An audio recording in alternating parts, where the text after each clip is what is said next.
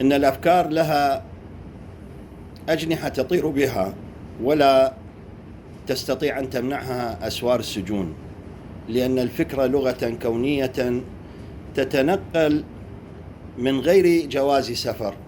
ومن يعتقد أن الترهيب والتخويف يستطيعان أن يوقف الفكر فهو واهم كل الوهم، ولم يقرأ التاريخ جيدا. فكم حاول المستبدون والطغاة التخلص من فكر بعض قادة الفكر من خلال السجن والقتل والإقامة الجبرية، لكنهم لم ولن يفلحوا في ذلك.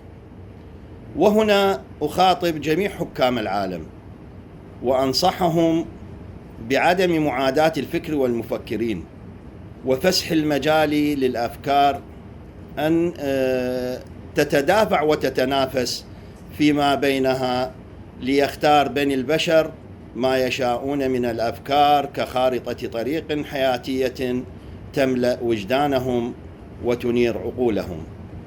في هذه المناسبة أقدم آية إكبار وإجلال لكل الذين نذروا أنفسهم من أجل أن تحيا الإنسانية، وقد تحملوا في سبيل ذلك أنواع التعذيب والمعاناة خدمة للفكر الإنساني، وأخص بالذكر المفكر عبد الله أوجلان.